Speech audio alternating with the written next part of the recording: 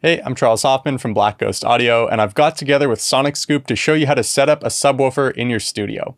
Atom Audio sent me a pair of T5V monitors and a T10S Sub Woofer, so I'll be using this gear to demonstrate the setup process. A subwoofer is meant to augment or deepen the frequency response of your main monitors at your listening position. Most studio monitors bottom out around 30 to 40 Hz, and the frequency content that they produce around that range tends to gradually roll off, meaning it's not very present. This applies to studio monitors with 7-inch and 8-inch drivers as well, not just the smallest monitors a part of a series. Within that 20 to 40 Hz range, there's an entire octave of frequency content that you won't be able to hear if you're not using a subwoofer. The problem with being unable to hear your deep low end is that it becomes very difficult to identify low end issues and set the level of your bass properly.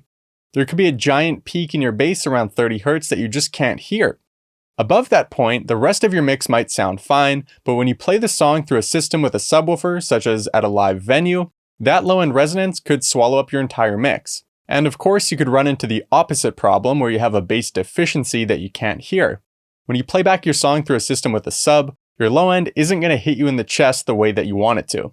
Another benefit is that you can potentially increase the headroom and efficiency of your main monitors by allowing a subwoofer to handle your low end. A lot of people don't own a subwoofer, and I think it's because they either don't know they can benefit from one, or they're worried about setting it up the wrong way, which is a very valid concern. A subwoofer that's been set up incorrectly can overpower your mixes and artificially fill space. You'll end up with songs that feel sparse and empty on other listening systems. If you've ever walked into a friend's studio and instantly noticed their subwoofer the second they started playing something, the sub was probably set up incorrectly. It's not meant to draw attention to itself. Instead, it should just sound like your studio monitors are reaching down to around 20 Hz. Before you add a subwoofer to your studio, you should make sure your desk and main monitors are positioned appropriately. Placing your desk in the corner of your room is going to result in significant bass buildup, which you don't want. Generally, you want to center your desk on one of the short walls in your studio. For example, if you have a 10-foot by 12-foot room, you would center your desk on the 10-foot wall. Next, create an equilateral triangle between the faces of your monitors and the back of your head. If possible, try to move your monitors at least 3 feet away from your listening position. I've consistently found that sitting too close to my monitors has resulted in a lack of bass perception, regardless of the monitors that I'm using. Some studio monitor companies recommend horizontally aligning the tweeters of their monitors with your ears, while others recommend aligning the acoustical axis of their monitors with your ears, which is the halfway point between the tweeter and woofer. I personally like the more direct sound provided by an on-axis tweeter alignment. In my case, I just propped up these monitors on some acoustic foam so they're sitting at the right height. If you don't own a raised desk, you can get the right height alignment using a pair of speaker stands. Since the T5Vs are rear-ported monitors, meaning air escapes through the back of them, you should start with them pulled away from the wall. This design makes the sound of air leaving the port unnoticeable, which is a good thing, but if you place them right up against a wall, it could result in bass buildup, so just be mindful of that. With your main monitor set up, you can now integrate a subwoofer. Connecting everything together is pretty straightforward. You'll connect the main line outputs of your audio interface to the inputs of your subwoofer. Since my audio interface produces a +4 dBu signal, and yours probably does too, I'm connecting to the +4 dBu XLR inputs on the subwoofer. You'll probably need male TRS to male XLR cables to form this connection. Next, you'll connect the subwoofer to your monitors using male to female XLR cables. Select the +4 dBu input on the T5Vs and plug into the XLR jack. In this case, I've matched Atom Audio's T5V monitors with Atom Audio's T10S Sub Woofer. Atom Audio recommends setting the crossover frequency to 120 Hz as a starting point, so that's what I'm going to do. Frequencies below this point are played by the subwoofer, and frequencies above this point are played by the main monitors. In practice, the subwoofer and monitor signals gradually blend together around the crossover, and it's that overlap where phase cancellation is likely to occur. Normally, you'd want to align the transducer of your subwoofer with the transducers of your main monitors in a vertical plane. If you don't do this, the sound waves coming out of your main monitors will be out of phase with the sound coming out of your sub, which can lead to a weak sound around the crossover. The T10S is unique in the sense that the transducer points towards the ground. However, you can still align the center of the T10S in a vertical plane with your monitors as a starting point. For the time being, set the subwoofer's phase to 0 degrees. There's a chance that you'll want to move the subwoofer closer to your listening position or further away later on, but I'll get into that in a moment.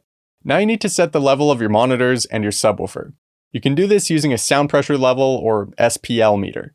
There are hardware SPL meters that you can buy online, but you can also use an SPL app. I found the apps to work fine. You should change the SPL meter's settings so that the frequency weighting mode is set to C, and the response time is set to slow or around 500 milliseconds. Once you've done that, download a pure pink noise sample through the link below. Pink noise is a type of noise that people perceive as balanced throughout the frequency spectrum. In reality, the energy of the noise decreases by 3 decibels for each octave you move up the frequency spectrum, but due to the way people hear sound, soloing 30 Hz is going to sound just as loud as soloing 10,000 Hz. So you're going to use this balanced type of noise as a reference to set the level of your monitors and subwoofer relative to one another. Turn the level of your subwoofer all the way down and set the level of both your monitors to 0. Then turn off one of your monitors. Play back pink noise through the one monitor that's still on, and then hold your SPL meter in your listening position, right where your head normally is. Turn up the output level of your audio interface until your SPL meter is reading 85 dB. After that, repeat the process for your other monitor. Now, turn off both monitors and begin turning up the level of your subwoofer. This time, you're going to aim for 79 dB on your SPL meter. Mathematically, this should result in a pretty balanced listening experience when you turn your monitors on. Again, the subwoofer should not be drawing attention to itself. It should just sound like your main monitors are producing a deeper frequency response. At this point, your monitors and subwoofer should be relatively balanced, but you can take things a step further. Experiment with moving the subwoofer closer or further away from you. You might be able to achieve a more natural sounding crossover by doing this. When you reposition your subwoofer, pay attention to what happens to the punchiness of elements around the crossover point, like kicks.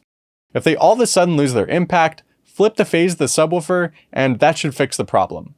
You may also need to flip the phase switch if it sounds like your deep low end is disconnected from higher frequency content, which would indicate significant phase cancellation around the crossover point.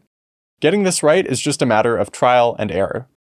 Once you've tweaked things as best you can using your ears, you can use room calibration software like Sonarworks Sound ID Reference to work out the remaining kinks. This software applies an EQ compensation curve to the output of your computer, resulting in a near flat frequency response at your listening position. Sonarworks sells a special room calibration microphone that you can use to create a custom calibration profile for your studio.